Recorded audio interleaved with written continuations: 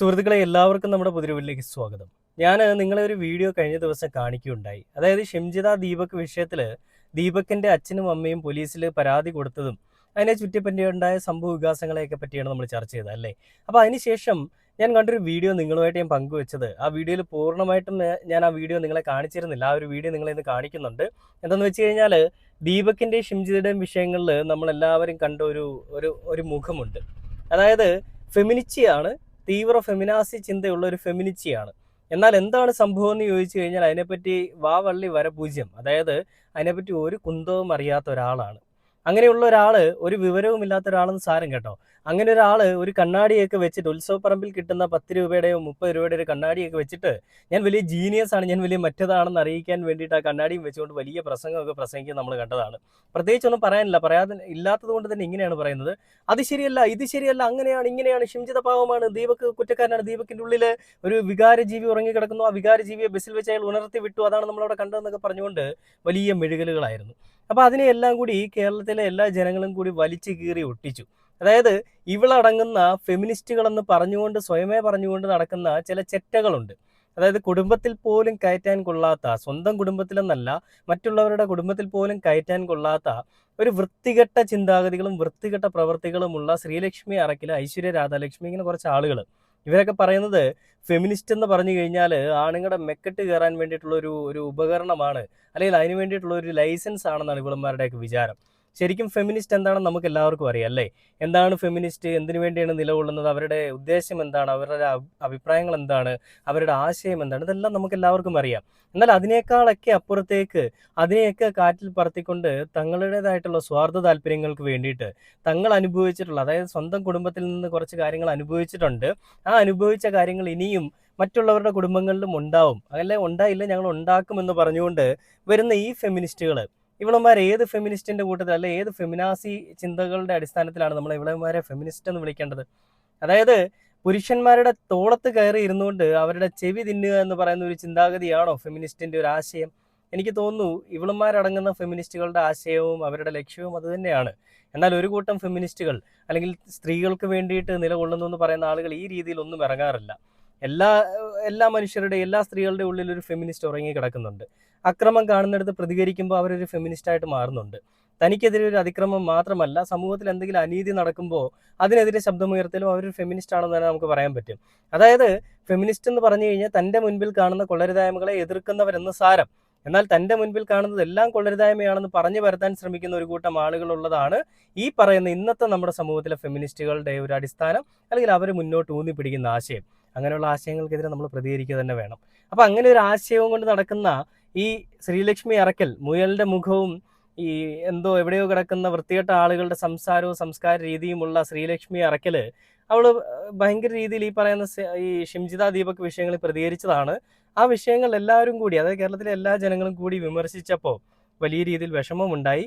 സ്വന്തം അമ്മയെപ്പറ്റി കുറെ ആളുകൾ എന്തൊക്കെയോ പറഞ്ഞു എന്നൊക്കെയാണ് ഇവൾ പറയുന്നത്. എന്തായാലും ഞാൻ ഇന്നലെ കാണിച്ച വീഡിയോയുടെ പൂർണ്ണമായിട്ടുള്ള രൂപം ഞാനിപ്പോൾ എന്തായാലും ഒന്ന് കാണിച്ചു, ഈ സൈഡിൽ നിങ്ങൾക്ക് നോക്കി അറിയാൻ പറ്റും. അത് കണ്ടിട്ട് നമുക്ക് ബാക്കി വീഡിയോയിലേക്ക് വരാം. ജീവിതം അങ്ങനെ കഷ്ടപ്പെട്ടാ ജീവിച്ചത്. ഞാൻ ഒരു മുന്നിൽ കരഞ്ഞിട്ടില്ല. പക്ഷെ നിങ്ങൾ എല്ലാവരും വെടിയിൽ വിളിക്കുന്ന ഞാൻ എത്ര കഷ്ടപ്പെട്ട.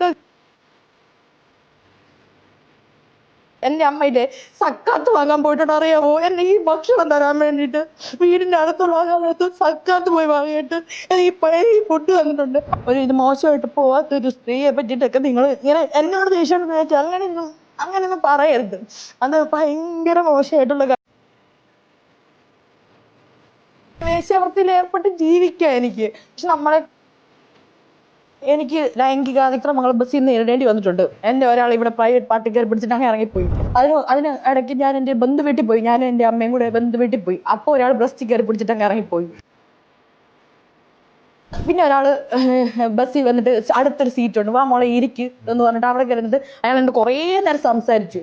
അയാൾ ഇറങ്ങുന്ന വരെ അയാൾ സംസാരിച്ചിട്ട് ഇറങ്ങാൻ നേരത്ത് ഇങ്ങനെ ഇപ്പുറത്തുനിന്നാ ഞാൻ ഇറങ്ങിയപ്പോൾ അയാൾ ഓൺ ദ സ്പോട്ട് ചന്തി പിടിച്ചു. പറയുന്നത് കേൾക്കുമ്പോൾ, അല്ലെങ്കിൽ ആ പറയുന്നതിൽ തന്നെ ഉണ്ട്, എല്ലാ വരുന്നവരും പോകുന്നവരും എല്ലാം കയറി തന്നെ അങ്ങ് ഉപദ്രവിക്കുകയാണ്. ഈ ശ്രീലക്ഷ്മി അറക്കൽ പറയുന്നത് പോലെ ഇത്തരം അനുഭവങ്ങൾ ഉണ്ടായിട്ടുള്ള എത്ര സ്ത്രീകൾ നമ്മുടെ സമൂഹത്തിലുണ്ട്? ഇല്ല എന്ന് ഞാൻ പറയുന്നില്ല. ചെയ്യുന്ന കൊള്ളരുതായ്മകൾ തന്തയ്ക്ക് പുറക്കാഴിയെ കാണിക്കുന്നവന്മാരുണ്ട്. ഇല്ല എന്ന് ഞാൻ പറഞ്ഞുകൊണ്ട് വെള്ളപൂശാൻ ശ്രമിക്കുന്നില്ല. എന്നാൽ ശ്രീലക്ഷ്മി അറക്കൽ പറയുന്നത് പോലെ അവൾ പോകുന്ന എല്ലാ ബസ്സിലും ഇതുപോലെയുള്ള ആളുകൾ ഉണ്ടായിരുന്നു എന്ന് പറയുമ്പോൾ അവൾ ആ രീതിയിൽ, അവൾ എങ്ങനത്തെ രീതിയിലാണ് ആ ബസ്സിൽ ഉണ്ടായിരുന്നതെന്ന് കൂടി നമ്മൾ ചിന്തിക്കണം. അതായത് ഞാനിപ്പോൾ പറഞ്ഞു വരുമ്പോൾ നിങ്ങൾ പലരും ചിന്തിക്കുന്നുണ്ടാവും സ്ത്രീകളുടെ വസ്ത്രം മോശമാണ്, അതുകൊണ്ടാണ് പുരുഷന്മാർ ഇങ്ങനെ ചെയ്യുന്നതെന്ന്. ഒരിക്കലും അങ്ങനെയല്ല. എല്ലാ സ്ത്രീകളെയും പുരുഷന്മാർ മോശമായിട്ടുള്ള രീതിയിൽ കാണുന്നു എന്ന് ഞാൻ മനസ്സിലാക്കുന്നില്ല. ചില ആളുകൾ അവർക്ക് ഓക്കെ ആണെന്ന് തോന്നുമ്പോൾ അവരുടെ ഈ പറയുന്ന വികാരം അടക്കാൻ സാധിക്കാതെ അവരുടെ അടുത്തേക്ക് ചെല്ലും. അങ്ങനെയുള്ള തെറ്റ് തന്നെയാണ്, ഞരമ്പന്മാരാണ്, അടി കൊടുത്ത് വിടേണ്ട കേസാണ്.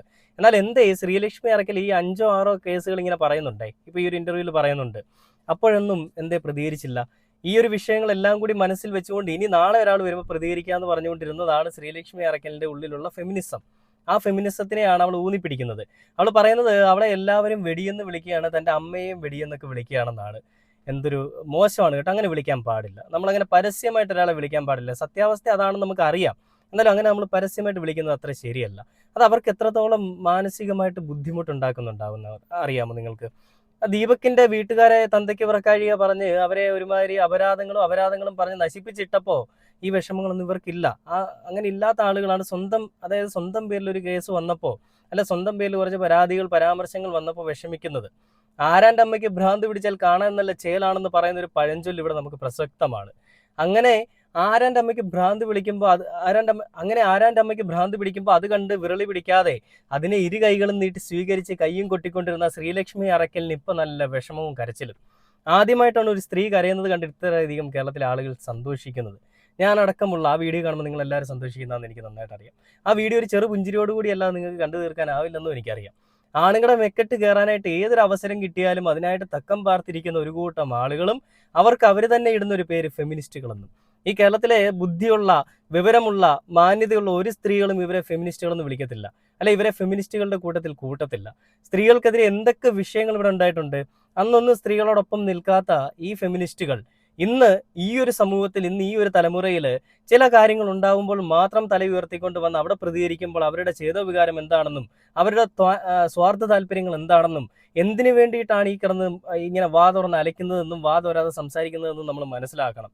രാഹുൽ മാങ്കൂട്ടത്തിൻ്റെ വിഷയം വന്നപ്പോൾ പ്രതികരിച്ച കുറേ ആളുകളുണ്ട്, വേടൻ്റെ വിഷയം വന്നപ്പോൾ പ്രതികരിച്ച കുറേ ആളുകളുണ്ട്, ഇപ്പോൾ ഇതാ ഈ ദീപക്കിന്റെ വിഷയം വന്നപ്പോൾ പ്രതികരിക്കുന്ന കുറച്ച് ആളുകൾ. നമുക്കറിയാം ദീപക് ഇന്ന് നമ്മളോടൊപ്പം ഇല്ല, മരിച്ച് മണ്ണടിഞ്ഞ് അദ്ദേഹം നമ്മുടെയൊക്കെ തലയ്ക്ക് മുകളിൽ നിൽക്കുകയാണ്, ആകാശത്ത് നിൽക്കുകയാണ്. അങ്ങനെ ഇരിക്കുന്ന സന്ദർഭത്തിലും അങ്ങനെ ഇരിക്കുന്ന സാഹചര്യത്തിലും അത് ഉണ്ടാക്കിയത് ആരാണോ ആ ആളിനെ അനുകൂലിച്ചുകൊണ്ടാണ് ഇവളുമാർ സംസാരിക്കുന്നത്. അതായത് ഇവളുടെ തോന്നിവാസം, ഇവളുടെ കൂട്ടത്തിലുള്ള ഷിംജിത എന്ന് പറയുന്ന പിതൃശൂന്യത്തരമുള്ള, അല്ലെങ്കിൽ ആരുടെയാണെന്ന് പോലും അറിയാതെ ജനിച്ച് വളർന്ന ആ ഒരു മോള് കാണിച്ച പ്രവൃത്തി കാരണമാണ് ദീപക് ഇന്ന് നമ്മളോടൊപ്പം ഇല്ലാതെ, ഈ ഭൂമിയിൽ ഇല്ലാതെ അയാൾ പോയിരിക്കുന്നത്. എന്നിട്ടും അതിനെ മെഴുകി വേറെ അർദ്ധതലങ്ങളിലേക്ക്, അല്ലെ വേറെ തലങ്ങളിലേക്ക് കൊണ്ടുപോകാനായിട്ട് ശ്രമിക്കുമ്പോൾ ഇവരാരെയാണ് സംരക്ഷിക്കാൻ ശ്രമിക്കുന്നത്? ഇവരെന്തിനു വേണ്ടിയാണ് നമ്മുടെ സൊസൈറ്റിയിൽ, അല്ലെങ്കിൽ നമ്മുടെ സമൂഹത്തിൽ നിലകൊള്ളുന്നത്? സ്ത്രീകൾക്ക് വേണ്ടിയിട്ടാണെന്ന് പറയുമ്പോഴും പല സമയങ്ങളിലും ഇവരെ ഒരിടത്തും നമ്മൾ കണ്ടിട്ടില്ല. ഞാൻ നേരത്തെ പറഞ്ഞിട്ടുണ്ട്, വട്ടിയൂർക്കാവ് അജിത് കുമാർ എന്ന് പറയുന്ന ഓൾ കേരള മെൻസ് അസോസിയേഷൻ്റെ ഒരു ഫൗണ്ടർ, അല്ലെങ്കിൽ അതിൻ്റെ ഒരു ഡയറക്ടർ, അയാൾ ചോദിച്ച ഒരു ചോദ്യം ഉണ്ടായിരുന്നു. ആശമാരുടെ സമരം 100 ദിവസം പിന്നിട്ടിട്ടും അവിടെ ഒരു തുള്ളി വെള്ളം കൊടുക്കാൻ പോലും കാണാത്ത ഫെമിനിസ്റ്റുകളാണോ ഇപ്പോൾ ഈ വിഷയത്തിൽ വന്ന് കുരയ്ക്കുന്നതെന്ന്. അപ്പോഴും ഞങ്ങളവിടെ പോയെന്നാണ് അയാൾ പറഞ്ഞത്. അയാൾ ചോദിച്ച ചോദ്യം അത് ഇവിടെയും പ്രസക്തമാണ്. സ്ത്രീകൾ പലതരത്തിലുള്ള ബുദ്ധിമുട്ടുകൾ അനുഭവിക്കുമ്പോഴും അവരോടൊപ്പം ഒരിക്കലും നിന്നിട്ടില്ലാത്ത കുറച്ച് ആളുകളാണ് ഇന്ന് ഈ പറയുന്ന വിഷയങ്ങൾ ഉണ്ടാകുമ്പോൾ സംസാരിച്ചു കൊണ്ടുവരുന്നത്. സെൻസേഷണൽ ആയിട്ടുള്ള ഒരു വിഷയത്തിന്റെ അറ്റത്ത് കയറി പിടിക്കുമ്പോൾ തങ്ങൾക്ക് കിട്ടാൻ പോകുന്ന സ്വീകാര്യത അത് മനസ്സിലായത് കൊണ്ട് തന്നെയും അതിൽ കൂടി തൻ്റെ അക്കൗണ്ട് റീച്ചാക്കാം, അതിൽ കൂടി പൈസ ഉണ്ടാക്കാം, ശരീരം എങ്ങനെയാണെങ്കിലും കുറച്ച് പൈസ ഉണ്ടാക്കിയാൽ മതി എന്നുള്ള ചിന്താഗതിക്കാരാണ് ഇവർ. ഞാൻ ആദ്യമേ പറഞ്ഞല്ലോ, വീട്ടിൽ കയറ്റാൻ കൊള്ളാത്ത വൃത്തികെട്ട ജന്മങ്ങൾ, പാഴ് ജന്മങ്ങൾ. അതാണ് ഐശ്വര്യ രാധാലക്ഷ്മിയും ഈ ശ്രീലക്ഷ്മി അറക്കലും ഇവളുമാരെ പോലെയുള്ള കുറച്ചധികം ആളുകൾ. ഇവളുമാർ വിചാരിക്കുന്ന ഇവളുമാർക്ക് മാത്രമേ ലൈഫുള്ളൂ. ഇവളുമാരെ പറഞ്ഞു കഴിഞ്ഞാൽ വലിയ വിഷമമാണ്, കരയെന്നൊക്കെ കണ്ടില്ലേ. അപ്പോൾ ആ ദീപക്കിനെ പറഞ്ഞപ്പോഴും ഞങ്ങളടങ്ങുന്ന ഒരുപാട് സമൂഹങ്ങളെ, അല്ലെ ആണുങ്ങളെ പറഞ്ഞപ്പോഴൊന്നും ഈ വിഷമവും ഈ കുരുപൊട്ടലും ഈ കരച്ചിലൊന്നും കണ്ടിട്ടില്ല. ആണുങ്ങളെ എന്തും പറയാം, എല്ലാവരെയും എന്ത് തോന്നിവാസവും പറഞ്ഞ് എന്ത് അപരാധവും പറഞ്ഞ് കയറിപ്പോന്ന് വിചാരിക്കുന്ന ഈ ചിന്താഗതിക്കെതിരെ കേരളത്തിലെ ജനങ്ങൾ പ്രതികരിച്ചിട്ടുണ്ട്. ആ പ്രതികരിച്ചതിൻ്റെ വിഷമമാണ് നമ്മളിവിടെ കാണുന്നത്. ഇനി എന്തായാലും ശ്രീലക്ഷ്മി, നിന്നെ ജനങ്ങൾ എന്താണോ വിളിച്ചിരിക്കുന്നത് അങ്ങനെ തന്നെ വിളിക്കുള്ളൂ, അതിലൊരു മാറ്റവും ഉണ്ടാകാൻ പോകുന്നില്ല എന്ന് പറഞ്ഞുകൊണ്ട് ഈ ഒരു വീഡിയോയുടെ അവസാനിക്കുകയാണ്.